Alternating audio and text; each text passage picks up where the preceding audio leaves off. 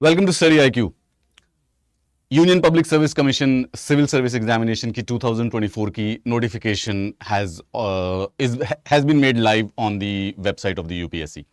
वैसे हमें पहले ही पता था कि 14 फरवरी 2024 को नोटिफिकेशन आएगी एंड अकॉर्डिंगली एज प्लान 1:30 बजे बेसिकली यूपीएससी ने ये नोटिफिकेशन लाइव कर दी है, which means officially speaking the 2024 cycle of the civil service examination basically begins from the today. ऐसी न्यू इन्फॉर्मेशन इसके अंदर नहीं है कोई भी, मतलब पहले से ही टेंटेटिव डेट्स हमें बता रखी थी यूपीएससी ने कि 14 फरवरी को नोटिफिकेशन आएगी। 14 फरवरी से लेके 5 मार्च तक बेसिकली फॉर्म को फिल किया जा सकता है। 26 मई को इस साल का 2024 का प्रीलिम्स होगा। If we are able to clear the prelims तो 20 सितंबर ऑफ द 2024 को हमारा मेंस होगा।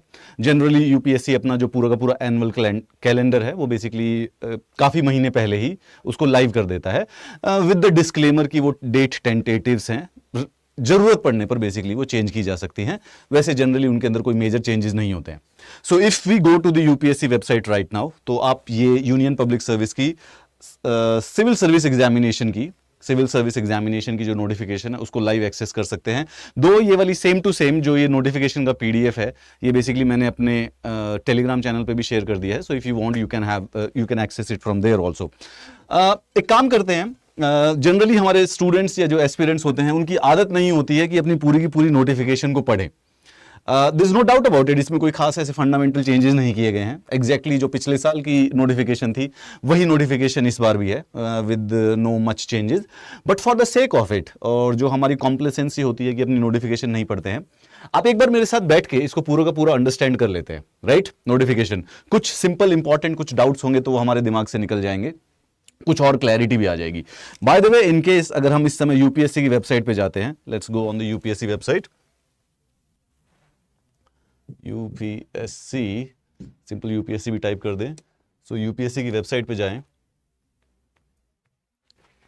सो जो ये हमारा व्हाट्स न्यू का सेक्शन होता है, यहां पे हमारी exam notification of the civil service preliminary examination आ चुकी है। If you click on it, okay, not exactly very easy, we all पे क्लिक करते हैं। Yes, civil service preliminary examination 2024 exam notification, ये डॉक्यूमेंट है, इस पे क्लिक करते हैं and this is the document जो कि नोटिफिकेशन हमारे पास खुल जाएगी। And let's click on this particularly link. Form भरने के लिए जो रजिस्ट्रेशन आपको करनी होती है उसका भी बेसिकली लिंक यहाँ पर है। हम इसके बारे में थोड़ी देर में डिस्कस करते हैं कि फॉर्म भरने के लिए किन किन डॉक्यूमेंट्स की ज़रूरत है, क्या क्या चीज़ों की ज़रूरत है।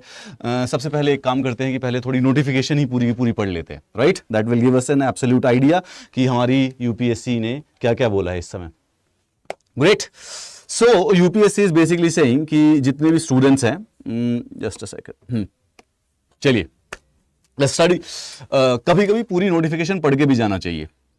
सारे के सारे all the candidates they are requested to carefully read the rules of civil service examination. Candidates जो एग्जाम अप्लाई करेंगे अपनी पूरी की पूरी एलिजिबिलिटी कंडीशंस जो हैं एडमिशन टू एग्जामिनेशन की, उसको ध्यान में रखेंगे।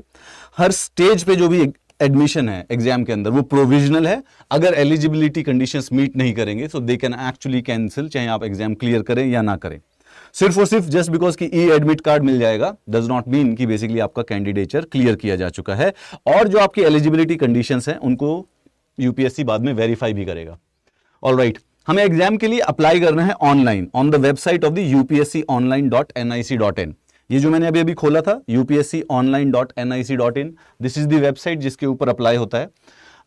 आई होप जिन्होंने पहले अपीयर किया हो किसी भी यूपीएससी एग्जाम के लिए, दे प्रोबेबली आर अवेयर कि अब यूपीएससी ने एक सिस्टम स्टार्ट कर रखा है which is called as one time registration, OTR registration, जो कि यहां पर ओटीआर रजिस्ट्रेशन करते हैं उसमें एक आपका एक खुद का पेज, एक पोर्टल बन जाता है यूपीएससी का। जिस भी एग्जाम के लिए एज और एजुकेशन की लेवल पे आप क्वालिफाइड होते हैं, एलिजिबल होते हैं, वो सेम उसी पोर्टल में बेसिकली आपका ऑटोमेटिकली वो लिंक आ जाता है। विल डिस्कस अबाउट दिस, चलिए कोई बड़ी बात नहीं है। So modification in the OTR profile, अगर आप एक बार वन टाइम रजिस्ट्रेशन कर लेते हैं, अनलेस से कि आपको उसके अंदर चेंजेस करने हैं, तो वो सिर्फ और सिर्फ once in lifetime available होता है, एक बार जिंदगी में। तो ओटीआर भरते वक्त काफी सारी चीजों का ध्यान देना चाहिए। And I genuinely am getting experiences कि बड़े सारे से स्टूडेंट्स ओटीआर भरने के बाद फिर वो कोई ऐसी प्रॉब्लम्स जो होती हैं वो उनके सामने आती है, उनको लेके वो बेसिकली स्टूडेंट्स अप्रोच करते हैं। प्लीज ओटीआर को पेशेंस से भरना है, सिर्फ 1-2 घंटे का पेशेंस है। चलिए change in OTR data shall be available till expiry of 7 days from the next day after the closure of application window. मतलब एप्लीकेशन हमारी 5 मार्च को खत्म हो रही है, तो 12 मार्च यानी कि अगले एक हफ्ते तक उसमें कुछ चेंजेस कर सकते हैं, उसके बाद उसमें कोई चेंजेस नहीं होंगे। ओटीआर के अलावा एप्लीकेशन फॉर्म जो होती है, सो देयर आर 2 सेक्शंस, एक तो वन टाइम रजिस्ट्रेशन हो गया, एक एप्लीकेशन फॉर्म हो जाएगी जो बाकी यूपीएससी की है, अलग अलग एग्जामिनेशंस की, फिर आपको अलग अलग फॉर्म भरना पड़ेगा। ओटीआर एक ही रजिस्ट्रेशन होगा। सो कमीशन ने यहां पर भी यही बोला है कि 6 मार्च से लेकर 12 मार्च तक बेसिकली अगर कोई एरर हो जाती है आपकी एप्लीकेशन फॉर्म में, सिविल सर्विसेज वाले में, तो वो एरर्स करेक्ट की जा सकती है इस विंडो के दौरान। In case a candidate wants to carry out changes in his or her OTR profile during this period, he should log into the OTR platform and उसी तरीके से वो need accordingly कर सकता है। Great. चलिए बात करते हैं what else is that? Last date for the receipt of application. आज से आप फॉर्म भर सकते हैं, लेकिन लास्ट डेट है 5 मार्च शाम को 6 बजे तक। And this is very very necessary to understand. ये कॉमन कंफ्यूजन है कुछ पुराने कैंडिडेट्स को, क्योंकि पहले जो एग्जामिनेशन फॉर्म होते थे वो रात के 12 बजे तक भरना अलाउड होता था, पर this is new policy of the UPSC. जो भी एग्जामिनेशन की जो फाइनल डेट होती है वो शाम के 6 बजे के बाद एप्लीकेशन लेना बंद कर देते हैं। आई वुड नॉट नो कि किसी स्टूडेंट के पास कोई रीजन होना चाहिए लास्ट डेट तक वेट करने का। आप अपनी पूरे की पूरी इंफॉर्मेशन को कलेक्ट करें। अगर आप सीरियस एस्पिरेंट है तो आपको फॉर्म 1 2 3 4 दिन के अंदर अंदर भर देना चाहिए, सो दैट मतलब this is something which needs to be done, तो इसको अपने दिमाग से बाहर निकाल के चेक कर देना चाहिए। तो 5 मार्च 2024 शाम को 6 बजे, that is basically the last day जब आपका ये फॉर्म भरने का है। तो टोटल आपके पास अप्रोक्सीमेटली 3 वीक्स 3 हफ्तों का समय है फॉर्म भरने के लिए। कोई भी एडमिट कार्ड पोस्ट से नहीं आएगा, वहीं से बेसिकली यूपीएससी का जो पोर्टल होगा वन टाइम रजिस्ट्रेशन का, वहीं से डाउनलोड किया जाएगा, आपके ईमेल पे बता दिया जाएगा। There shall be penalty for wrong answer marks by candidate in the objective type question paper. अच्छा, थोड़ा सा नॉन स्ट्रक्चर्ड बता रही है यूपीएससी। आपका जो यूपीएससी का एग्जाम है प्रीलिम्स का, उसमें नेगेटिव मार्किंग की पेनल्टी है। चलिए, कमीशन ने एक टाइम फ्रेम दिया है 7 दिन का, from the next day to the examination date to 6 PM of the 7th day is fix for the candidate to make representation. अगर आप एग्जाम देंगे, जो कि हमारा एग्जाम 26 मई को होगा, और आपको लगे कि उसमें कोई क्वेश्चन था जिसके क्वेश्चन की फ्रेमिंग में कोई एरर है, उसकी कुछ ऑप्शंस में कोई एरर है, तो आप बेसिकली एक कंप्लेंट फाइल कर सकते हो। 7 दिन का 7 डेज का समय होता है। जिस दिन एग्जाम खत्म हुआ है उसके अगले 7 दिन तक 6 PM of the 7th day is fixed for the candidates to make representation to the commission. So such representation must be submitted through online question paper representation portal only, जो कि ये वेबसाइट का उन्होंने लिंक दे रखा है। कोई email, post या अगर आप खुद जाके सबमिट करके आते हैं तो कोई रिप्रेजेंटेशन नहीं होगी। अभी के लिए आपके लिए जरूरी नहीं है ये, बट अगर आप जानना चाहते हैं ये इन्फॉर्मेशन रखिए कि जब भी आप कोई भी यूपीएससी का कोई एग्जाम दे, यानी इफ यू फील कि कोई क्वेश्चन गलत था, ऑप्शंस गलत थे, कुछ उसमें प्रॉब्लम थी, कुछ एरर थी, ग्रामेटिकल मिस्टेक्स थी, and you want to submit it, आप वो रेज करना चाहते हो कंप्लेंट, सो ये लिंक है यूपीएससी ऑनलाइन का, online question paper representation portal, जहां पे आप वो कंप्लेंट फाइल कर सकते हो। और अगर वो जेन्युइनली गलत होगा तो वो जो क्वेश्चन होता है वो उसको बेसिकली मार्किंग स्कीम से, मतलब पेपर में से हटा देते हैं। फैसिलिटेशन काउंटर, किसी गाइडेंस के लिए अगर आप जाना चाहते हो तो यूपीएससी की जो बिल्डिंग है वहां पे फैसिलिटेशन काउंटर है, gate C of the campus. ये फोन नंबर है जिसके ऊपर आप फोन करके पूछ सकते हैं 10 बजे से लेकर शाम के 5 बजे तक। जनरली मोबाइल फोन्स है band, okay, not very surprising, मतलब एग्जामिनेशन के टाइम में मोबाइल फोन नहीं ले जाना होता है, ठीक है। जनरली आप जब एग्जामिनेशन सेंटर पे जाएं तो कुछ भी बैंड आइटम्स जैसे कि mobile phone, pager, pagers, do they exist now? ये पुराने वाली नोटिफिकेशन को ही रिसाइकल कर रहे हैं। Where is the pager? There is no pager anymore in the world. Nevertheless, so ऐसी कोई भी चीजें जो इलेक्ट्रॉनिक कम्युनिकेशन डिवाइसेस होते हैं, they are banned from the examination centres. So जब आप एग्जामिनेशन सेंटर में जाए, इट वुड बी बेहतर कि वो बेसिकली हम ना लेके जाएं। क्यों? क्योंकि टेक्निकली स्पीकिंग कोई अरेंजमेंट बनाना जरूरी नहीं है सेफ कीपिंग का। Yes, schools do actually keep, एक करके रखते हैं वो सिस्टम जहां पे आप अपना मोबाइल सबमिट करा सकते हो, जो कि एग्जामिनेशन के बाद मिल जाता है, but it is better to keep less things जिसको आपको कहीं पर रखना पड़े। कोई वैल्यूएबल कॉस्टली आइटम एग्जामिनेशन वाले दिन वैसे लेके भी जाना नहीं चाहिए। Instructions in respect of uploading of photograph while filling up the online application form. For the people जिन्होंने अभी भी ज्वाइन किया है, आपके डाउट्स जो भी यूपीएससी के फॉर्म फिलिंग से हैं, मैं उनको भी क्लियर कर देता हूँ। This is UPSC notification form is out, ठीक है, यूपीएससी का नोटिफिकेशन आ चुका है। अगर आप चाहें तो उसको बेसिकली यूपीएससी की वेबसाइट से इस समय एक्सेस भी कर सकते हैं। Civil Services Preliminary Examination 2024 exam notification. It is available on my Telegram channel also. पढ़ लीजिएगा इसको, खुद भी एक बार रीड जरूर करिएगा इसको फॉर्म भरने से पहले, मेरे साथ पढ़ लीजिए, कुछ जो कंफ्यूजन डाउट वाउट है वो मुझे डीएम कर दीजिएगा आप, ठीक है। ओके, नाउ अब यहां पे ट्रिक देखो क्या है। फोटोग्राफ जो अपलोड कर रहे हैं, ध्यान रखिए फॉर्म भरते वक्त, photograph should not be more than 10 days old from the start of online application process. अगर 14 फरवरी को एप्लीकेशन प्रोसेस बिगिन हुआ है तो आपकी फोटो 4 फरवरी के बाद खिंची हुई होनी चाहिए, जो हम इसमें पासपोर्ट साइज फोटो भरेंगे। And the name of the candidate and the date on which the photograph was taken are to be clearly mentioned on the photograph. This is basically new. तो अभी हम चेक करते हैं कि क्या ये इस चीज को काफी ज्यादा स्ट्रिक्टली फॉलो कर रहे हैं कि जो फोटोग्राफ अपलोड होगी वो बेसिकली 10 दिन पहले ही खिंची हुई होनी चाहिए, 14 फरवरी से 10 दिन पहले। And how are we suppose to ensure कि वो डेट सेम हो, ठीक है। Candidate face should occupy 3/4 of the space in the photograph. Okay, तो हमें बेसिकली ऐसी फोटोग्राफ अपलोड करनी पड़ेगी।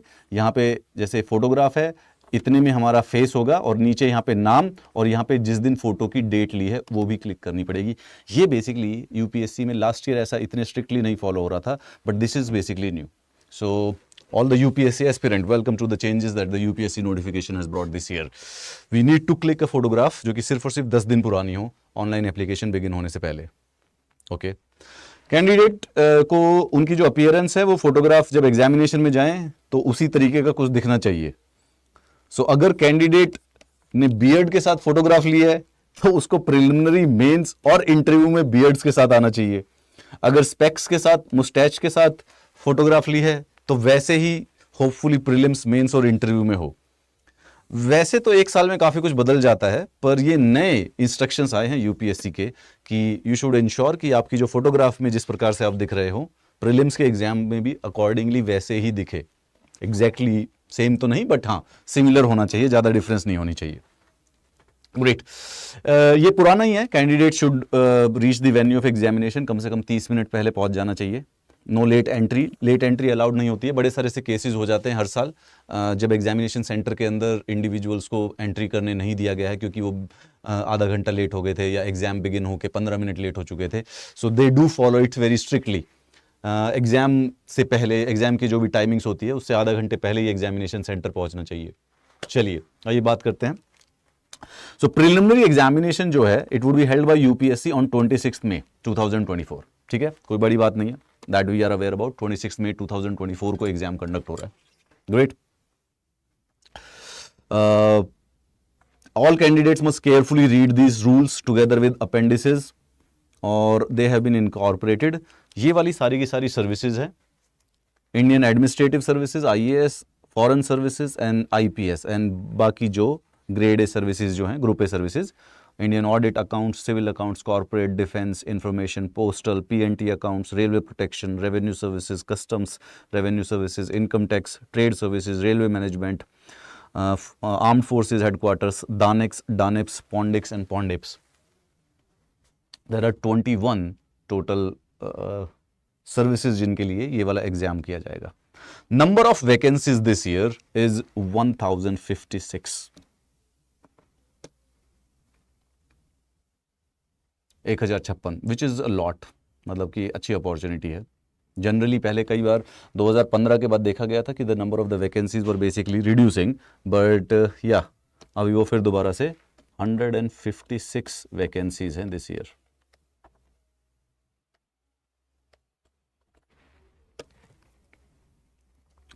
फोर्टी वैकेंसीज बेंचमार्क डिसेबिलिटी वाले स्टूडेंट्स के लिए रिजर्व्ड हैं। 6 वैकेंसीज ब्लाइंडनेस, ठीक है उनके बारे में हम बाद में पढ़ेंगे। इट कैन चेंज, टेंटेटिव होती हैं as per decision taken by the government. Written examination और इंटरव्यू एग्जामिनेशन के पब्लिकली रिजल्ट्स बताए जाएंगे।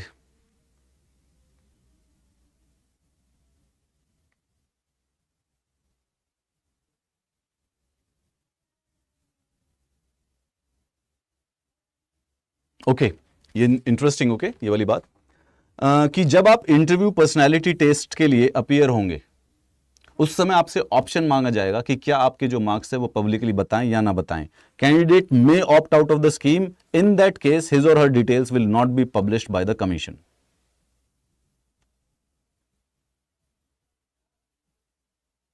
जो सिलेक्टेड कैंडिडेट्स हैं उनके तो मार्क्स बेसिकली पब्लिकली पब्लिश होंगे ही होंगे. जो नॉन रिकमेंडेड कैंडिडेट्स हैं उनके जो मार्क्स होते हैं, कभी कभी नॉन रिकमेंडेड कैंडिडेट्स के other public and private recruitment agencies उनको यूज करती है उस इंफॉर्मेशन को बेसिकली रिक्रूटमेंट के लिए. सो आपके पास चॉइस है, अगर आप मना कर दोगे तो कोई पब्लिश नहीं करेगा. Okay, great. Name of the services. Okay, this one is particularly for the people जो कि बेंचमार्क डिसेबिलिटी के लिए हैं. चलिए, categories of the disability. Centres of the civil services we don't, मतलब वैसे जब आप फॉर्म भरेंगे तो आपके पास नियरेस्ट वाला आ ही जाएगा. There are 80 centres for the UPSC prelims. पूरे के पूरे देश में टोटल 80 शहर हैं, 80 सिटीज हैं जिसमें यूपीएससी का एग्जाम प्रीलिम्स कंडक्ट करवाया जाएगा. मेंस के लिए only there are 24 centres. Mains इन 24 शहरों में कंडक्ट कराया जाता है. Not a problem. Now centres और डेट जो है वो चेंज की जा सकती है, जनरली होगी नहीं अनटिल अनलेस कोई बहुत ही ज्यादा सुपर इमरजेंसी ना हो.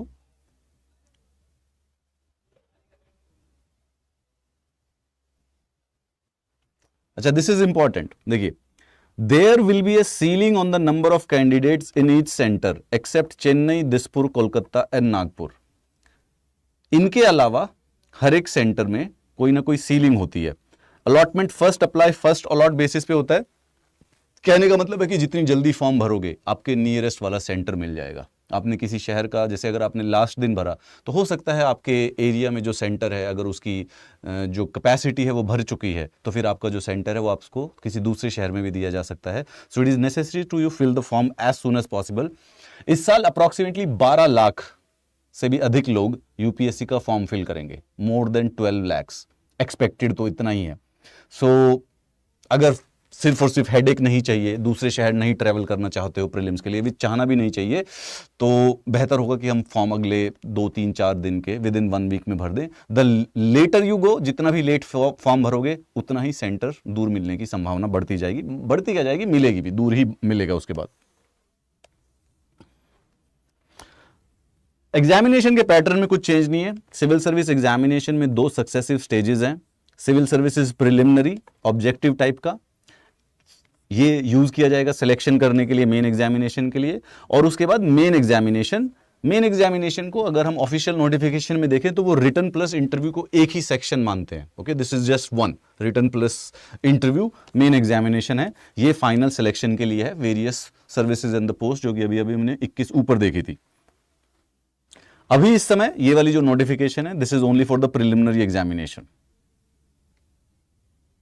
जो ये सिविल सर्विसेज का प्रीलिम्स एग्जामिनेशन क्वालिफाई कर लेगा उसको मेंस एग्जामिनेशन के लिए दोबारा से अप्लाई करना पड़ेगा और एक नया डिटेल्ड एप्लीकेशन फॉर्म 1 भरना पड़ेगा, जिसमें अपने documents, certificates, date of birth के, SC ST जो आपकी कैटेगरी है उसके, EWS की कैटेगरी के फॉर्म भरने पड़ेंगे, मतलब डॉक्यूमेंट्स सबमिट करने पड़ेंगे. जो भी एजुकेशनल क्वालिफिकेशंस है उसके डॉक्यूमेंट्स सबमिट करने पड़ेंगे. अगर वो DAF1 जो कि प्रीलिम्स के रिजल्ट के बाद भरा जाता है, अगर वो भी डिले हो जाता है तो फिर बेसिकली मेंस में भी नहीं बैठने दिया जाता है. जो मेंस सिविल सर्विस एग्जामिनेशन है क्लियर कर लेता है, they would be mandatorily required to indicate order of preferences only for those services participating in civil service examination for the year. तो जैसे अभी फॉर्म में हमने देखा 21 टोटल सर्विसेज हैं, तो अगर आप मेंस क्लियर कर लेते हो तो आप एक फॉर्म भरते हो जिसमें आपको प्रायोरिटी देनी पड़ती है कि अगर जितनी ज़्यादा अच्छी रैंक आई तो कौन सी लेंगे आप, IAS, IFS, IPS, जो भी आपको इंटरेस्टेड है एलोकेट करने के लिए. ये होता है डिटेल्ड एप्लीकेशन फॉर्म 2 भरते वक्त पर इंटरव्यू के लिए, मतलब जो मेंस क्लियर करता है उसको एक और फॉर्म भरना पड़ेगा, detailed application form 2. Further the candidates who wish to indicate IAS, IPS as their service preference are advised to indicate all zones and cadres also in online DF2. तो DF2 में आपको अपने जो स्टेट की जो preference होती है, कार्डर की जो प्रेफरेंस होती है, उसको भी बेसिकली फिल करना पड़ता है. ये पूरा प्रोसेस है, will understand, will talk about it, लेकिन अभी इसकी जरूरत नहीं है. आज हम थोड़ा प्रीलिम्स के ऊपर फोकस करते हैं. और फिर उसी समय DAF2 में अपने फिर दोबारा से डॉक्यूमेंट हायर एजुकेशन के, अचीवमेंट्स, EWS के, ये सारे के सारे डॉक्यूमेंट जो हैं इनकी डेट का भी देखेंगे। एलिजिबिलिटी, इंडियन एडमिनिस्ट्रेटिव सर्विसेज और इंडियन फॉरेन सर्विसेज और इंडियन पुलिस सर्विसेज, ये जो 3 ऑल इंडिया सर्विसेज होती हैं, इसके लिए candidate must be a citizen of India. ठीक है, नॉन डिबेटिवली सिटीजन ऑफ इंडिया होना चाहिए। बाकी जो बची हुई 18 चीजें हैं उसमें citizen of India, a subject of Nepal, a subject of Bhutan can also appear, एक तिब्बतियन रेफ्यूजी जो कि बेसिकली इंडिया में 1 जनवरी 1962 से पहले आए हुए हैं, पर्सन ऑफ इंडियन ओरिजिन जो कि माइग्रेट कर चुके हैं Pakistan, Burma, Sri Lanka, Kenya, Uganda, Tanzania, Zambia, Malawi, जायरे, Ethiopia, Vietnam से इंडिया में परमानेंटली सेटल करने के लिए। I hope so we would not need to go that much in the detail. So you have to be an Indian citizen and I am assuming कि इस समय जो भी वीडियो देख रहा है वो सारे के सारे इंडियन सिटीजन्स ही हैं। So shall not be much of a problem. एक बेसिक क्राइटेरिया यूपीएससी की अपीयर करने के लिए बेसिकली 3 है। आप भारतीय नागरिक होनी चाहिए, आपकी एज 21 से ऊपर होनी चाहिए, 21 के ऊपर, और आप ग्रेजुएट होने चाहिए फ्रॉम एनी रिकॉग्नाइज्ड यूनिवर्सिटी किसी भी फील्ड में। सो ये 3 कंडीशंस हैं यूपीएससी के प्रीलिम्स के लिए अपीयर करने के लिए। अगर आप मीट करते हैं so we are well to do. ये जितने भी BCD वाली कैटेगरी है इनको सर्टिफिकेट की जरूरत पड़ती है, certificate of eligibility by the government of India. Never the problem. अब यहां पे देखिए, this is important, a candidate must have attained the age of 20 years and must not have attained the age of 32 years on the 1 August 2024। So अगर अभी आप 21 साल के नहीं हुए हो, मार्च में होने वाले हो, अप्रैल में, मई में, जून में, जुलाई में, अगर आप इन किसी मंथ में आपका बर्थडे है और आप 21 साल के उस समय हो गए, you are eligible to appear for this exam right now. तो 21 साल की जो एज की कट ऑफ है वो 1 अगस्त से काउंट होती है। मतलब कि candidate must not have been born earlier than 2 August 1992। तो वैसे ही बर्थडे देख लीजिए आप अपना, क्या 2 अगस्त 1992 से पहले आपका जन्मदिन है तो आप एलिजिबल नहीं है जनरल कैटेगरी के लिए। रिस्पेक्टिव कैटेगरीज में उसी प्रकार से आपको वो मिल जाएगी, छूट मिल जाएगी। और अगर आपका बर्थडे 1 अगस्त 2003 के बाद है तो बेसिकली आप इस समय एलिजिबल नहीं है। 1 अगस्त 2003 से पहले बर्थडे होना चाहिए। सो इट्स नॉट इवन, कुछ ज्यादा सोचने की भी जरूरत नहीं है कि कब का बर्थडे है कब का नहीं है। सिंपल बात है, जो भी 2 अगस्त 1992 से जिनका जन्मदिन पहले है, आपकी 10th क्लास की मार्कशीट में जो लिखा हुआ है, तो वो एलिजिबल नहीं है। और 1 अगस्त 2003 के बाद अगर आपका जन्मदिन आता है तो आप एलिजिबल नहीं हो। ठीक है, सिंपल। अपर एज लिमिट क्या कहते हैं, रिलैक्सेबल होती है 5 साल के लिए। अगर आप शेड्यूल्ड कास्ट और शेड्यूल्ड ट्राइब से बिलोंग करते हो तो ये 2003 की बजाय इसको कर सकते हो, sorry 1992 upper age, lower age नहीं है। तो लोअर एज में आप कोई भी कैंडिडेट हो, SC ST OBC, 1 अगस्त 2003 के बाद का आपका बर्थडे आता है तो you are not eligible. Upper age में ये 1992 में आप बेसिकली 5 साल और जोड़ सकते हैं अगर आप SC ST कैंडिडेट्स हैं तो। सो 92, 91, 90, 89, 88, 87, तो ये 1987। सो अगर आपका बर्थडे 2 अगस्त 1987 के बाद आता है और अगर आप SC और ST कैंडिडेट हैं तो you are eligible up to a maximum of 3 years in the case of the OBC। OBC के केस में देखेंगे तो ये 1989 हो जाएगा। अगर आप OBC हैं और आपका बर्थडे 2 अगस्त 1989 के बाद आता है, is it, then you are eligible. Similarly जो डिफेंस सर्विसेज पर्सनल हैं, जो कि किसी समय हॉस्टिलिटी में डिसेबल हो चुके हैं किसी फॉरेन कंट्री के साथ या डिस्टर्ब्ड एरिया में और उनको रिलीज कर दिया गया है, उनको भी 3 साल का, यानी कि ये 1989 वाला उनके ऊपर भी एप्लीकेबल होगा। एक्स सर्विसमैन जो कि कमीशनड ऑफिसर थे, इमरजेंसी कमीशनड ऑफिसर्स थे, शॉर्ट सर्विस कमीशनड ऑफिसर्स थे, जिन्होंने कम से कम 5 साल की मिलिट्री सर्विसेज दी है, ठीक है, they are also eligible for 5 years of relaxation in the age. उनकी वो 5 साल की मिलिट्री सर्विस 1 अगस्त 2024 तक ही काउंट होगी। मतलब 1 अगस्त 2024 से पहले 5 साल की सर्विस हो जानी चाहिए। ठीक है, राइट। ECO SSCO जिन्होंने एक initial period of assignment military services में कंप्लीट कर लिया है, उनको भी 5 साल की। ठीक है, आई थिंक ये बहुत ज्यादा प्रॉब्लम नहीं है। जो कि जनरल अनरिजर्व्ड कैटेगरी के स्टूडेंट्स हैं, उनकी जो एज लिमिट है वो 21 से 32 साल है, 32। जो SC और ST है उनकी 5 साल की रिलैक्सेशन है, सेम है ये लास्ट ईयर की तरह। OBC जो है उनकी 3 साल की बेसिकली रिलैक्सेशन है। कोई स्पेशल अगर आपको कोई केस हो आपका तो आप मुझसे बेसिकली इंस्टा पर DM करके पूछ सकते हैं, shall not be a problem. 10 साल की रिलैक्सेशन मिलेगी एज में अगर person with the benchmark disability है, blindness, deaf, locomotor disability, autism, multiple disabilities हों। ओके,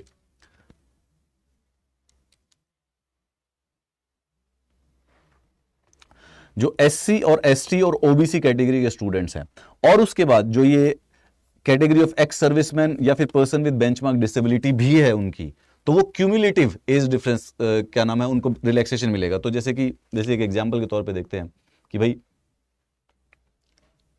एससी की 5 साल की एज रिलैक्सेशन है, एंड सपोज कीजिए कि एससी एक इंडिविजुअल है जो कि ब्लाइंडनेस और लो विजन की उनके पास बेंचमार्क डिसेबिलिटी भी है, तो 5 साल की वो और 10 साल की ये, तो टोटल 15 ईयर्स की रिलैक्सेशन हो जाएगी एप्लीकेशन के लिए। ग्रेट।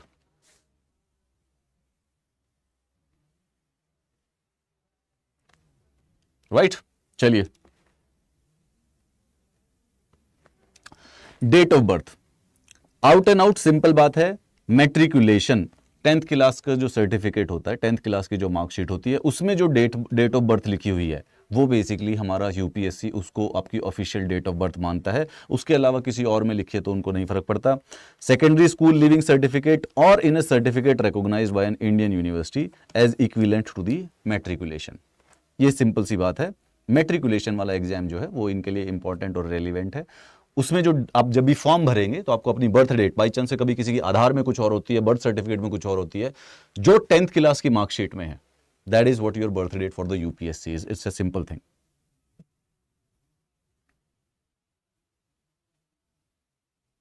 ठीक है, only the date of birth as recorded in the matriculation is basically accepted. Great.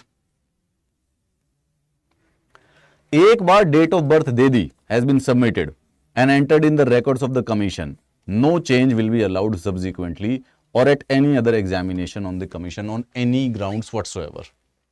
तो यार वन टाइम रजिस्ट्रेशन करते वक्त थोड़ी सी पेशेंस से, थोड़ा सा ध्यान से, 1 मिनट की अटेंशन से बेसिकली फॉर्म भरना। यूपीएससी थोड़ी सी स्ट्रिक्ट है एक बेसिकली इन छोटे मोटे मामलों में, कि बस यार एक बार वन टाइम रजिस्ट्रेशन में जो डिटेल है उसमें गलती ना करें, उसमें चेंजेस नहीं करने देते ज़्यादा, और बर्थ डेट में एक बार भर दीजिएगा उसको सही, फिर उसके बाद वरना परमानेंटली फिर हेडेक रहेगा। कोई इनएडवर्टेंट अनइंटेंशनल टिपोग्राफिकल एरर हो भी जाती है, विच हैपन समटाइम्स, मिस्टेक हो जाती है, तो कैंडिडेट को फिर कमीशन के पास ही जाना पड़ेगा फिजिकली ही, सपोर्टिंग डॉक्यूमेंट्स को लेके कि भाई मेरी 10th क्लास की मार्कशीट थी, मेरा बर्थडे तो 98 का था, वो गलती से 97 लिख दिया, ऐसी एरर, तब वो चेंज कर देते हैं, but it would just be an headache. ठीक है, चलिए। Minimum educational qualification, you should be having a graduate degree of any of the universities, जो चाहे वो सेंट्रल यूनिवर्सिटी हो, चाहे स्टेट यूनिवर्सिटी हो, या कोई भी एजुकेशनल इंस्टीट्यूशन हो जो कि पार्लियामेंट या फिर डीम्ड यूनिवर्सिटी हो, दैट इज इट। अगर आप जरूरत चाहें, अगर आप क्वालिफाइंग एग्जाम पे अपीयर हुए हैं तो भी आप एग्जाम दे सकते हैं। ठीक है, candidates who have appeared at a qualifying examination, the passing of which would render them educationally qualified, but have not been informed the result, who intend to appear at such qualifying will also be eligible for the civil service preliminary examination। ये लंबी C complex line का ये मतलब है कि आपका final result आया नहीं है, लेकिन अगर वो फाइनल रिजल्ट आप पास कर ले तो आप एलिजिबल हो जाएंगे। ऐसा बच्चा भी बेसिकली यूपीएससी का प्रीलिम्स दे सकता है। Finally, all candidates who are declared qualified by the commission for taking civil services will be required to produce proof of passing the requisite examination। यहां पे ये कहने की बात कर रहे हैं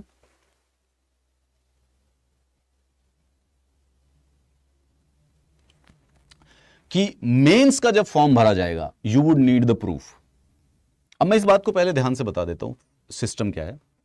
यूजुअली प्रीलिम्स और प्रीलिम्स के रिजल्ट में अभी आजकल 3 हफ्ते का फर्क रहता है, तो जिस दिन प्रीलिम्स होगा विद इन 3 वीक्स, जनरली 19, 20, 21 दिन के अंदर अंदर प्रीलिम्स का रिजल्ट आ जाता है, और उसके 1 हफ्ते के बाद आपको मेंस का डीएफ जो डिटेल्ड एप्लीकेशन फॉर्म है वो भरना पड़ता है। अभी फॉर्म भरना है प्रीलिम्स का, तो इवन दो आपका एग्जाम नहीं भी हुआ हो, फाइनल एग्जाम कुछ दिनों बाद है, you are eligible to fill the form.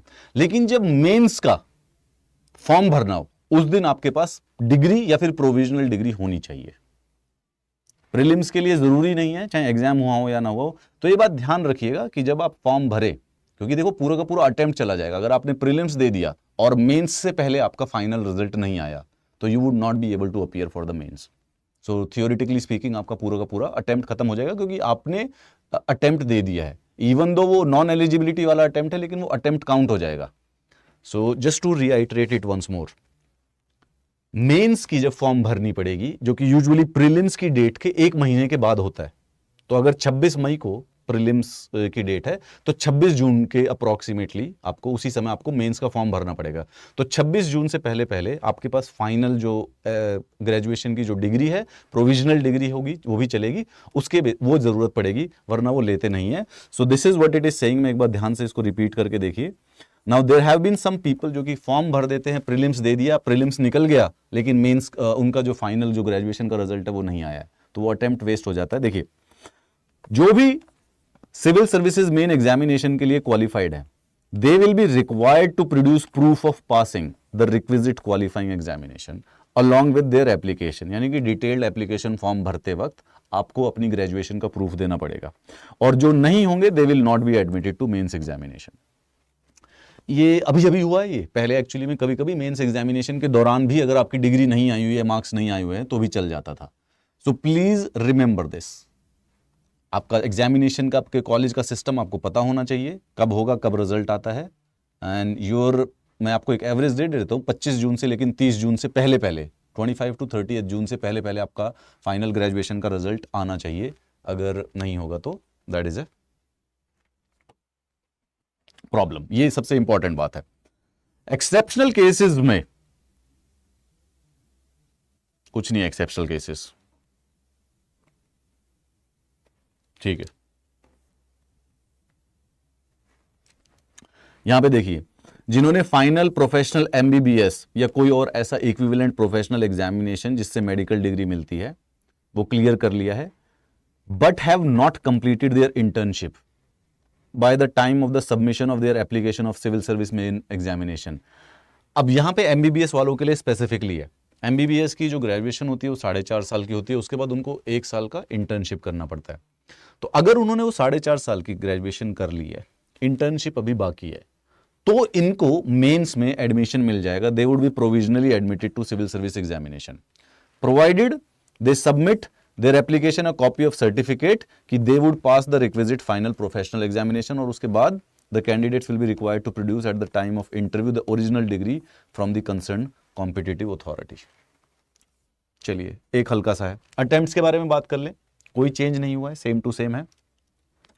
Candidate जो अपीयर करते हैं उनके पास 6 अटेम्प्ट हैं। रिलैक्सेशन है एससी, एसटी और ओबीसी और पर्सन विद बेंचमार्क डिसेबिलिटी के। एससी और एसटी जो कैंडिडेट्स होते हैं उनको अनलिमिटेड अटेम्प्ट्स मिलते हैं। अटेम्प्ट्स अनलिमिटेड है, एज अपर एज लिमिट है 37, 32 + 5।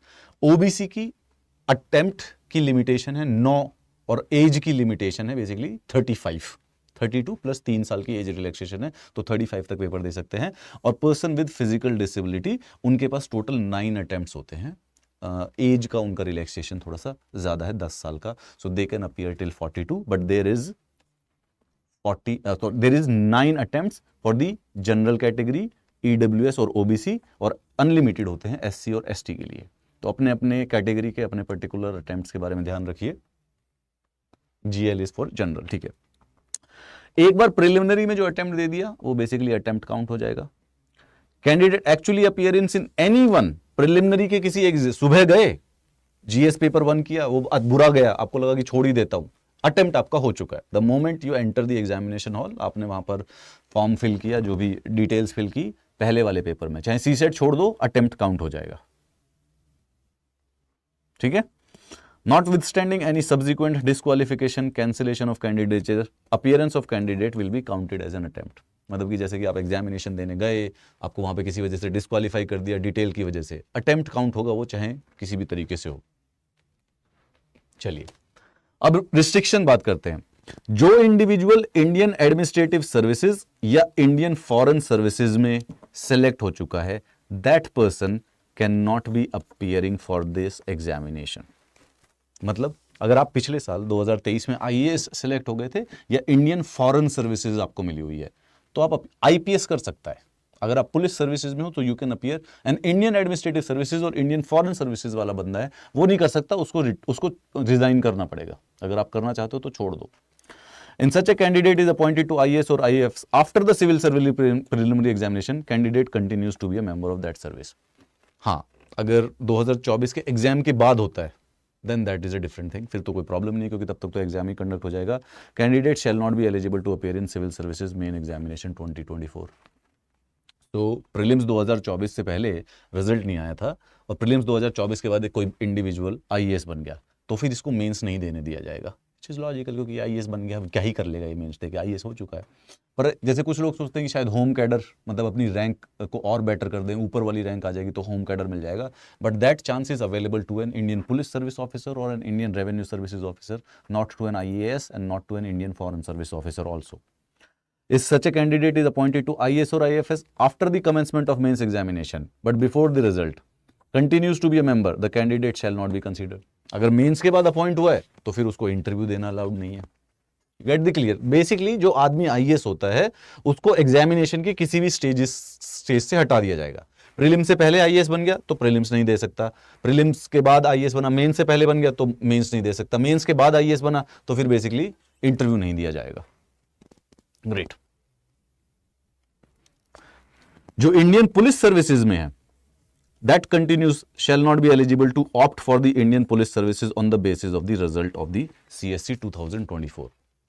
एग्जाम के लिए अपीयर कर सकता है पर अपने प्रेफरेंस में आईपीएस नहीं दे सकता. Get this. A candidate who is appointed to Indian police services based on the result of an earlier examination continues to be a member of that service shall not be eligible to opt for the Indian police services. I think this is a new thing that which they have introduced. ये नया है, ऐसा पहले नहीं था. This is an absolutely new thing.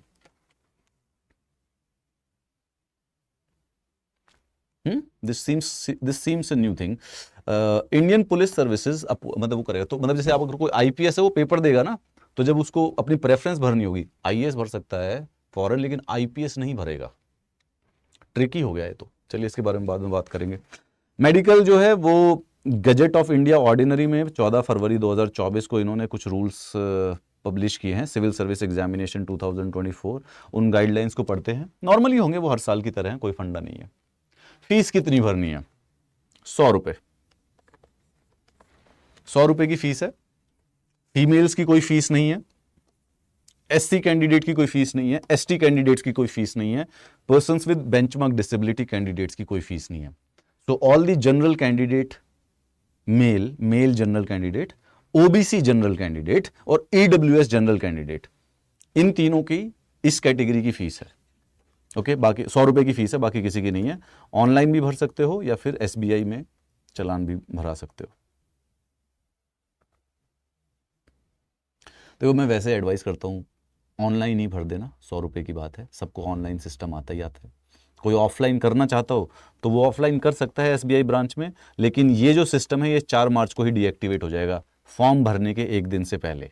सो इस पचड़े में ना ही पड़े तो बेहतर रहेगा. जो डेबिट कार्ड यूपीआई पेमेंट करेगा ये बिल्कुल 5 मार्च तक, जो फॉर्म फिल करने की डेट है वहाँ पे शाम के 6 बजे तक चलेगा. मेरी तो मैं मानता हूँ कि जिस ऐसी चीज़ों में जितना कम स्ट्रेस या जितनी कम चीज़ें ईजी रहें उतना अच्छा है. आई थिंक कोई भी इंडिविजुअल ऑनलाइन पेमेंट आजकल कर ही सकता है रादर देन गोइंग बाय पे बाय कैश. इसको आप ऑनलाइन ही भर लें, उसी समय आपको पता चल जाएगा तो ईजियर रहेगा.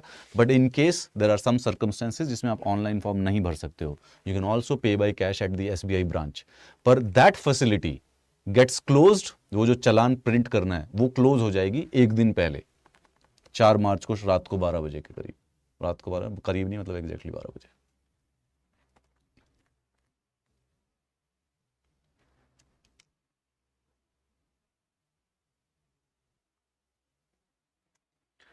जिनकी पेमेंट नहीं रिसीव हुई है वो लिस्ट भी आ जाती है. अगर आपने पेमेंट कर दी, उसका प्रूफ बचा के रखना, बाद में आप उसको प्रूफ को दे सकते हो पेमेंट के लिए. Submit the proof with in 10 days. मतलब अगर आपकी कोई फीस है और रजिस्टर नहीं हुई है तो they will send you an email कि आपने भाई फीस नहीं भरी है. अगर आपने नहीं भरी होगी तो मतलब क्या नाम है, फॉर्म कैंसिल हो जाएगा. अगर आपने भरी है, आपके पास प्रूफ है, तो you will actually have to provide the proof, तो फिर वो उसको रीअपडेट कर देंगे. ऑल फीमेल कैंडिडेट्स, शेड्यूल्ड का, scheduled tribe, PWD are exempted from payment of fee. सारे के सारे female candidate. scheduled caste, scheduled tribe, no fee exemption is available to OBS, EWS, they are required to pay. So OBS के जो mail general candidate है, EWS के जो mail general candidate है, they have to pay the fees. ठीक है.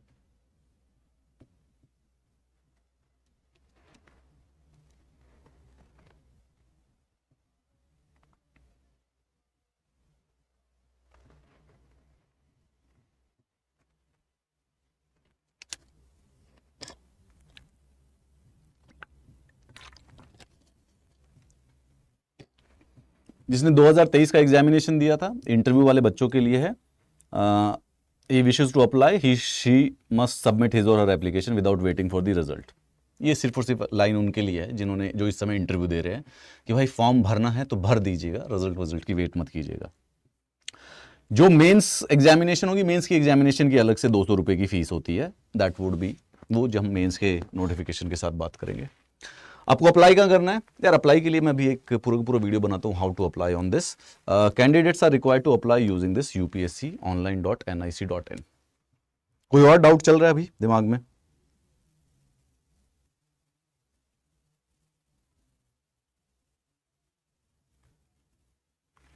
Right. Modification in the OTR, इसके बारे में थोड़ी देर में बात करते हैं. लाइक अभी एक आधे घंटे के अंदर फॉर्म फिल करने का पूरा प्रोसेस ऑनलाइन करेंगे. ठीक है. और कोई कंफ्यूजन जो डाउट है मुझसे अभी इस समय पूछ सकते हैं ताकि बात करते रहें. मॉडिफिकेशन, ये पुराने वाली चीज आ गई वापस. बात बता रहे हैं.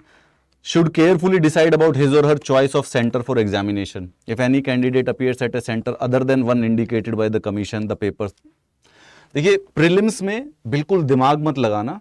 जहां पे भी अगले 3 महीने रहो वहां पे ही पेपर देना. ध्यान से सुनो मेरी बात को. There would be lot of you जो कि दिल्ली में रहते हो. ठीक है. You probably live in Delhi, prepare in Delhi. लेकिन फिर यूपीएससी प्रीलिम्स का फॉर्म की जो डेट होती है वो आप अपने घर का सेंटर दे देते हो कि पेपर मैं अपने घर जाके दे दूंगा. एग्जाम से एग्जैक्टली 4-5 दिन पहले हवा और पानी और फूड नहीं बदलना चाहिए. जो डे टू डे रूटीन है वो बेहतर रहेगा, वहीं पर चलना. तो अगर आप घर पे हो 3-4 महीने से, और 3-4 मतलब मई में 26 मई के दौरान आप घर के एरिया में ही रहोगे, तो मतलब जहां पर भी हो अगले 3-4 महीने जहां भी रहो, एग्जैक्टली फॉर्म वहीं पे भरना. ये प्रीलिम्स है, MCQ वाला है, वो क्या नाम है, मशीन से चेक होता है, तो इसमें कोई फर्क नहीं पड़ेगा. There is no subjectivity in this, objective exam है. तो यहां पे सिर्फ और सिर्फ इसका बिल्कुल एकदम फायदा लेना.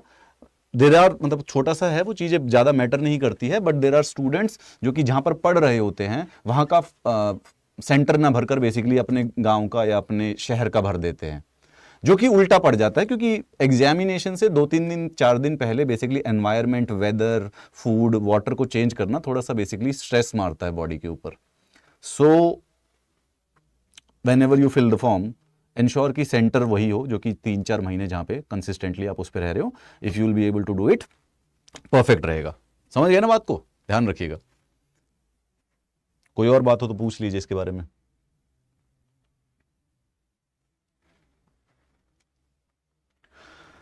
तो ठीक है भाई. Detail for the centre will be. अच्छा, अब देखो, ये जब फॉर्म भरवाएंगे अभी देखेंगे हम, उसी समय ये मेंस एग्जामिनेशन का भाई इंफॉर्मेशन मांगेंगे, डिटेल ऑफ सेंटर. उसी समय ये मेंस एग्जामिनेशन के सेंटर भी मांग लेंगे. ऑप्शनल सब्जेक्ट भी पूछ लेंगे अभी फॉर्म भरते ही. Medium of examination in civils, mains examination कौन से मीडियम में देना चाहते हो, ऑप्शनल सब्जेक्ट का मीडियम वो भी पूछ लेंगे. Indian language, compulsory Indian language कौन सा पेपर दोगे. तो मेंस से रिलेटेड जो डिटेल है वो बेसिकली अभी ही भरनी है. I hope so. अगर एक सीरियस एस्पिरेंट है जो 2024 के लिए, उसकी ये सारी चीजें डिसाइडेड है, क्योंकि ये टेक्निकल टाइम तो नहीं है डिसाइड करने का इस समय. पर याद रखिएगा कि मेंस का सेंटर भी, मेंस के सेंटर की भी जो डिटेल है वो यहीं पर ही भरी जाएंगी. अभी तो इस समय कोई जरूरत नहीं है सर्टिफिकेट आपको एज का, एजुकेशन का, scheduled caste, scheduled tribe, EWS वाला. ये सिर्फ और सिर्फ मेंस एग्जामिनेशन पे जरूरत पड़ेगी. अभी बेसिकली हमें क्या जरूरत पड़ेगी? हमें जरूरत पड़ेगी अपने फोटोग्राफ की, जो कि 10 दिन पुरानी होनी चाहिए. इंटरेस्टिंग है, फोटोग्राफ डेट के साथ खिंचवानी पड़ेगी शायद, और उसमें नाम लिखा होना चाहिए, और आपके सिग्नेचर की. अभी इस समय इसी चीज की जरूरत है. Civil service examination, they fulfil eligibility condition. Admission हर जगह पे फिर रिपीट कर रहे हैं अपने. मतलब हमारी यूपीएससी जो है, जो हर साल नोटिफिकेशन लगाती है, इसमें कई रिपीटिशन है. ये कई सालों से जो नोटिफिकेशन चल रही है उसमें बस चेंजेस इंट्रोड्यूस कर देते हैं, बाकी ये वही कॉपी पेस्ट डाल देते हैं। चलिए,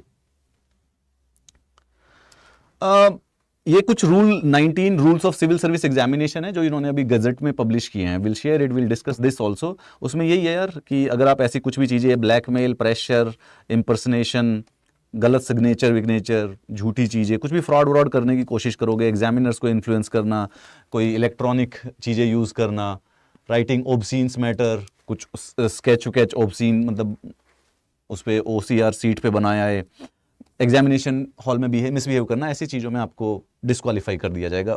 वी नो दिस, मतलब ये छोटी नॉर्मल चीज़ें हैं, हम नॉर्मल अपना पढ़ के अपना पेपर दे के आना चाहते हैं। सो आई डोंट थिंक सो कोई खास बड़ी बात है। Any person who is found by commission to be guilty, ठीक है, मतलब कर देंगे इसको, कोई बड़ी बात नहीं है। लास्ट डेट, रिपीट, 5 मार्च 2024 टिल 6 PM।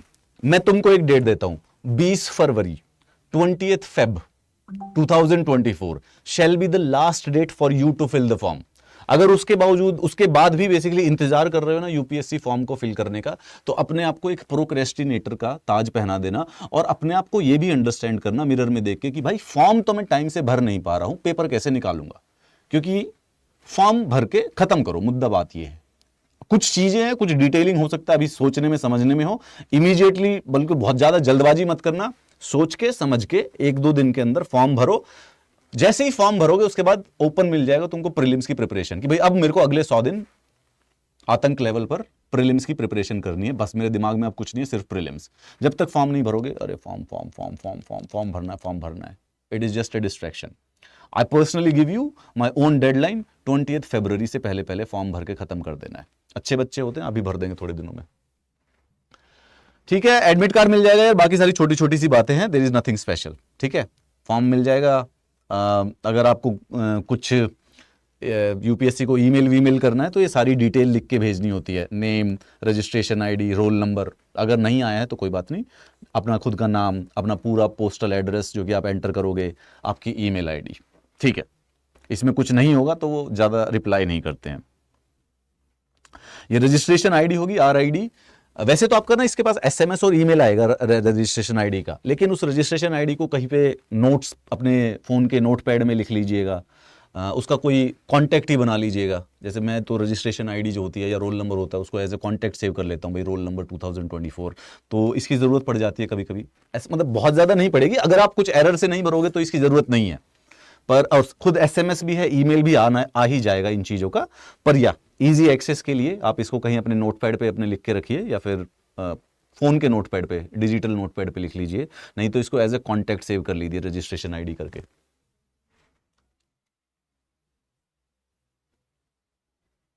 रिजर्वेशन के लिए चलिए, यहां पे रिजर्वेशन वाली बातें शायद कुछ करना चाहते होंगे।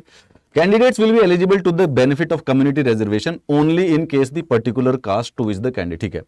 ओबीसी कैंडिडेट जो कि 2024 के लिए अप्लाई कर रहे हैं, इनको एक ओबीसी नॉन क्रीमी लेयर का सर्टिफिकेट प्रोड्यूस करना पड़ता है based on the financial income of 2020, 2021, 2022 and issued on और after 1st of April 2023, but not later than closing date of 5th March 2024। OBC का जो नॉन क्रीमी लेयर का certificate होता है वो पिछले 3 साल के लिए वैलिड होता है, मतलब एनुअल इनकम पे डिपेंड करता है, तो पिछले 3 साल का सर्टिफिकेट है। 2020, 2021, 2022 वाला जो फाइनेंशियल ईयर है उसकी इनकम काउंट होगी नॉन क्रीमी लेयर डिस्कस करने में। वो जो सर्टिफिकेट है वो सर्टिफिकेट 5 मार्च 2024 से पहले का होना चाहिए और 1 अप्रैल 2023 के बाद का होना चाहिए। ये भी नेसेसरी है, मतलब कि अगर 1 अप्रैल 2023 से पहले का सर्टिफिकेट है तो वो वैलिड नहीं होगा ओबीसी वाला सर्टिफिकेट, तो वो 1 अप्रैल 2023 के बाद इशू हुआ होगा और 5 मार्च 2024 से पहले होना चाहिए।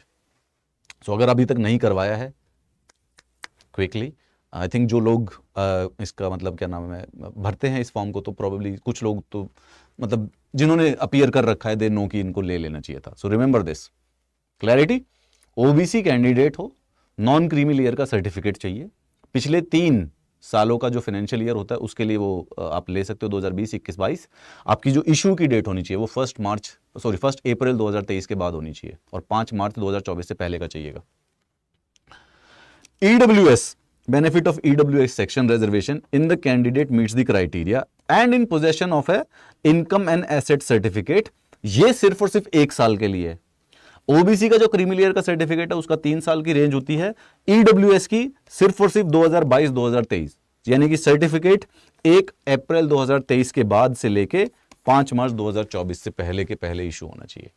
ये जो ईडब्ल्यूएस का प्रॉब्लम है ये एक्चुअली में होता है, आप लोग इस बात को प्लीज ध्यान से सुनिएगा, आप तो अभी एस्पिरेंट्स हैं, ये इस साल 2 आईपीएस के साथ हुआ था, मतलब देवर पीपल जो कि इंडियन पुलिस सर्विसेज में थे, उन्होंने अप्लाई किया, वो इंडियन पुलिस सर्विसेज में सेलेक्ट हो गए, अगले साल उन्होंने फिर पेपर दिया, लेकिन अगले साल जब दोबारा पेपर दिया तो उन्होंने ये अपना ईडब्ल्यूएस का सर्टिफिकेट जो था वो बेसिकली रिन्यू नहीं करवाया, तो उनका पेपर निकल गया, उनकी रैंक आई आईएएस बनने की, लेकिन क्योंकि ईडब्ल्यूएस का सर्टिफिकेट वैलिड नहीं था तो उनको वो आईएएस मिला नहीं। This is an actual case I am discussing, these people actually went to supreme court also to clear it, लेकिन सुप्रीम कोर्ट ने भी ये रिजेक्ट कर दिया। तो ये बहुत ही नेसेसरी है कि आपका ईडब्ल्यूएस का सर्टिफिकेट पिछले फाइनेंशियल ईयर का हो, 1 अप्रैल 2023 के बाद इशू हुआ हो, 5 मार्च 2024 से पहले इशू हो। अगर इसमें एरर है तो सुप्रीम कोर्ट भी बेसिकली रिप्लाई नहीं करने वाली है।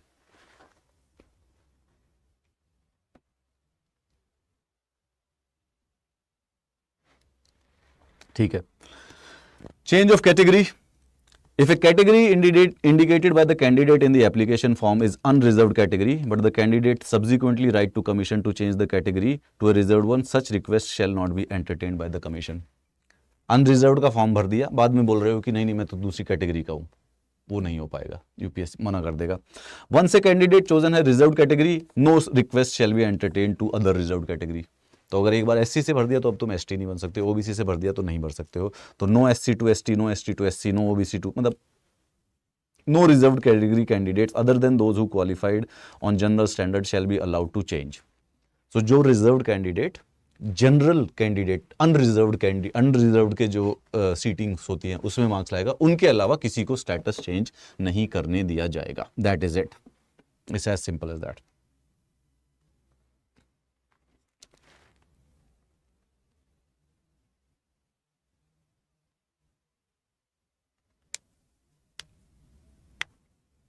ध्यान से सुनिए, वैसे तो ये प्रिंसिपल फॉलो होगा, लेकिन there may be a few cases जहां पे there was a gap of not more than 3 months between the issuance of government notification and listing a particular community in reserved community and the date of submission of application. 5 March last date है सब्लिकेशन की। Suppose करो अगले 3 महीने में individual की जो cast है नोटिफाई कर दी गई एज एन ओबीसी, एससी और ST, then that change is possible, तो वो कर सकते हैं। The request of the change may be considered on the merit.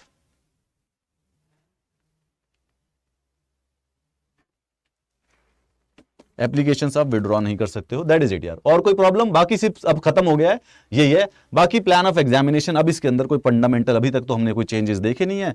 Civil service का एग्जामिनेशन है, मेंस एग्जामिनेशन है, प्रिलिमिनरी एग्जामिनेशन में 2 पेपर होंगे, वही सिस्टम है, 400 नंबर के, मैक्सिमम 400 मार्क्स हैं सब सेक्शन ए में। ये सिर्फ और सिर्फ स्क्रीनिंग टेस्ट है, इसमें जो मार्क्स होते हैं प्रिलिमिनरी एग्जामिनेशन में ये सिर्फ और सिर्फ मेंस के क्वालिफिकेशन लिए है, इसके लिए they are not counted in determining the final merit. कोई प्रॉब्लम, ये तो पता ही होगा। Number of candidates to be admitted will be about 12 to 13 times on average है। 1056 सीटें हैं इस बार, वैकेंसीज हैं 1056 है ना, 1056 वैकेंसीज हैं। तो मेंस में लेंगे वो 12 into 13, तो मतलब 1000 से देख लो 12-13 हज़ार, तो अप्रॉक्सीमेटली 13 से 14 हज़ार के करीब बच्चों का मेंस देने का मौका मिलेगा इस बार, depending on the vacancies. Approximate होता है 12 to 13 times the total approximate number of vacancies that they need to fill. जो कमीशन है preliminary examination, they would be eligible to the mains provided they are otherwise eligible. ठीक है, prelims clear करना ही है mains के लिए। किस basis पर? 33% इन general studies paper 2, CSAT का जो पेपर है 200 नंबर का पेपर है, उसमें 33% मार्क्स होने चाहिए, और बाकी जो कट ऑफ निकलेगी जनरल स्टडीज पेपर 1 के बेसिस पर। नेगेटिव मार्किंग होगी, एमसीक्यू वाला क्वेश्चन है, एक क्वेश्चन पूछा जाएगा, उसके 4 ऑल्टरनेटिव हैं, उसमें से एक को हमें चुनना है। अगर सही किया तो 2 नंबर मिलेंगे, और अगर गलत किया तो दोनों पेपरों में 1/3 माइनस कर दिए जाएंगे of the marks assigned. If candidate gives more than answer तो उसको गलत माना जाएगा, वो भी नेगेटिव मार्किंग। अगर क्वेश्चन खाली छोड़ दिया जाता है तो 0, मतलब नो मार्क्स, नेगेटिव पॉजिटिव कुछ नहीं मिलेगा। No answer is given, no penalty, no marks obviously. ठीक है, ये बाकी मेंस का भी सेम सिस्टम है। 9 पेपर होंगे कन्वेंशनल एसे टाइप के। हम इसकी डिटेल जो है आगे पढ़ लेंगे। जो सिविल सर्विस मेंस एग्जामिनेशन की जो कट ऑफ आएगी वो अपने ऊपर आती है। The number of candidate to be summoned will be about twice the number of vacancies to be filled. So 1000, कभी कभी ऐसा एग्जैक्ट ट्वाइस नहीं है, वो थ्राइस भी हो जाता है। 1056 वैकेंसीज हैं तो 2100-2200 लोगों को इंटरव्यू के लिए बुलाया जाएगा। It can be 2500, it can be 2800, it can be 3000। This is not exact fixation की एग्जैक्ट सिर्फ 1056 की बजाय हम 2100 लोगों को ही बुलाएंगे, मतलब वो 2400-2300 ऐसा फिक्स होता है, मतलब 2/2.5 है। तो इंटरव्यू के लिए 2500 के 3000 के करीब लोगों को बुलाया जाएगा। मार्क्स बाद में सिविल सर्विसेज मेंस और पर्सनालिटी टेस्ट वालों को मैच करेंगे and then that is it. Scheme आइए देखते हैं इसके बारे में। 2 कंपलसरी पेपर हैं, दोनों के दोनों देना जरूरी है। दोनों के दोनों क्वेश्चन पेपर ऑब्जेक्टिव हैं। जनरल स्टडीज सिविल सर्विसेज ये क्वालिफाइंग है, 33% मिनिमम चाहिए। हिंदी और इंग्लिश दोनों में होगा। इसका जो सिलेबस है वो हम अभी आगे देखेंगे। मेंस एग्जामिनेशन कोई चेंजेस नहीं है, एग्जैक्टली वही है। कोई भी एक इंडियन लैंग्वेज जो कि 8th schedule of Indian constitution में है, आप कोई भी एक उस भाषा को ले सकते हैं। 22 लैंग्वेजेस हैं Indian schedule of 8th schedule के अंदर। Any you can choose one.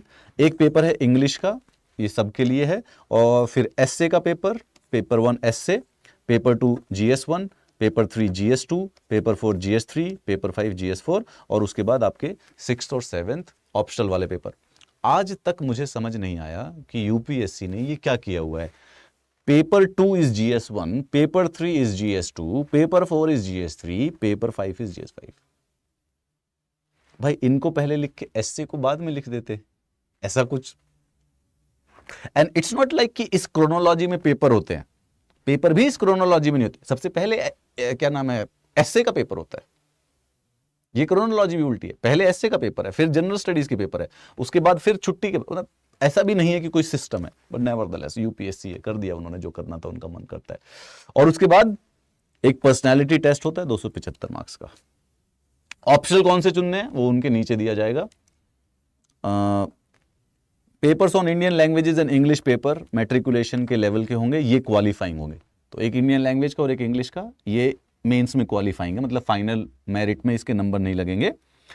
Evaluation of papers namely essay, general studies and option subject, important सुनिए, will be done simultaneously along with the evaluation of their qualifying papers. But papers on essay, general studies or optional subject of only such candidate will be taken cognizance who attain 25% marks in Indian, 25% in English. तो ये जो paper है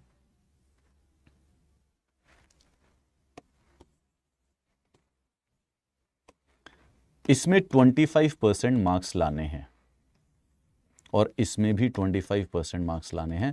अगर आप इनमें 25% marks नहीं लाते हो तो बेसिकली फिर मेंस क्लियर नहीं है, चाहे बाकी उसमें कितनी हो। ये भी क्वालिफाइंग है नेसेसरी। तो 300 का 25% निकाल लीजिए, कितना होता है, 75 या 80। सी सेट है, कम ऑन, कितना हो गया 25%? 300 का 300 का 75 इंटू 5 चौक 20 20 0 7 चौक 260 80 इंटू 4 8 चौक 36 360 300 ही हो गया। 75, आई वाज राइट 75 मार्क्स लाने होते हैं इसके अंदर, हिंदी और मतलब जो भी लैंग्वेज पेपर और जो इंग्लिश पेपर है 75 it is. Great, out and out clear लिखा हुआ है। 25% मार्क्स इन इंडियन लैंग्वेज और 25% इन इंग्लिश। सी सेट में 33% है, यहां 25% है। अरुणाचल प्रदेश, मणिपुर, मेघालय, मिजोरम, नागालैंड और सिक्किम, अगर आप इस स्टेट से बिलोंग करते हो तो लैंग्वेज पेपर नहीं देना होता, फिर सिर्फ और सिर्फ इंग्लिश पेपर देना होता है। Paper on will not however be compulsory for candidates belonging to personal benchmark disability, only hearing impairment. जो हियरिंग इंपेयर्ड है वो भी बेसिकली इंडियन लैंग्वेज वाला पेपर स्किप कर सकते हैं। ठीक है, सो सिर्फ पेपर 1 से लेके 7, ऐसे 4 जीएस के पेपर और 2 ऑप्शनल के पेपर, टोटल 7 हो गए। इनको ही मेरिट के लिए काउंट करेंगे।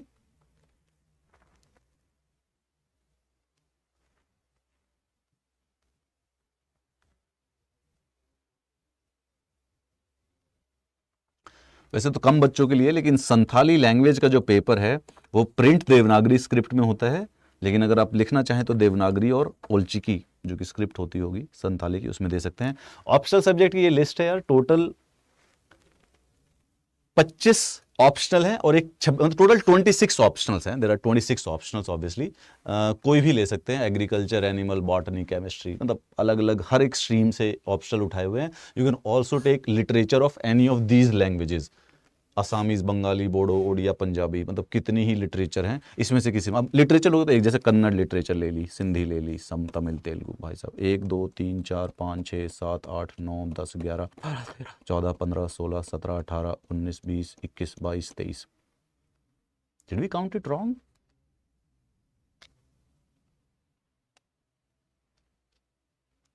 सही है ना? इंग्लिश एक्चुअली में इसमें एक्स्ट्रा दे रखा है। We'll count it again. कितनी लिटरेचर की लैंग्वेजेस है?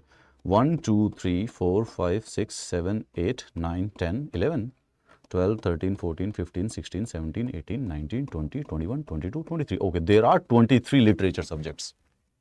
Wow. ठीक है, I think we are done here.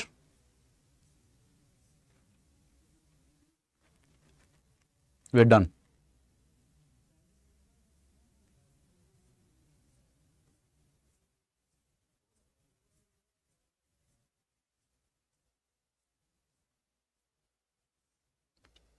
Syllabus में कोई भी चेंज नहीं है, प्रिलिमिनरी एग्जामिनेशन का वही सिलेबस है। Current events, history of India, Indian national movement, world geography and India, physical, social, economic, Indian polity and governance, constitution, political system, Panchayati Raj, public policy, rights issue is the same syllabus, no changes. Economic and social development, general issues on environment, ecology, biodiversity and climate change that do not require subject specialization. लिख तो देते हैं यार, लेकिन subject specialisation वाले भी वो answer तो नहीं कर पाते। और general science, so this is same syllabus, no changes. And CSAT also the same syllabus, there is no changes. Mains examination पे बात करें, क्वालिफाइंग पेपर के बारे में है। पेपर 1 का सिलेबस देख लेते हैं। The same syllabus, the syllabus is same, there has been no changes this year in the syllabus. Paper 2 का सिलेबस है the same syllabus, no changes. India, neighbourhood, same. Paper general studies paper 3, same syllabus exactly, same to same words, no changes. Paper 4, no changes in the syllabus of the general studies this year. फिर उसके बाद अब optional का syllabus है, all of those are optional syllabus. ठीक है? So nevertheless guys, this is the notification of the UPSC of 2024. As told by them, they had already announced that they'll be actually putting it out on the 14th of February. And इस समय अभी available है, live है।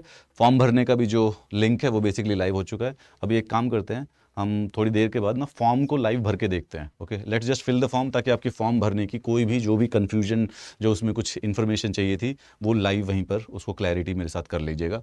आई just start a video on how to fill the form within next half an hour. तो 3:30 3:15 पे start करेंगे, ठीक है? इसके फिर हम पूरा का पूरा फॉर्म फिल करके देखते हैं। लेट्स जस्ट सी कि क्या प्रोसेस था।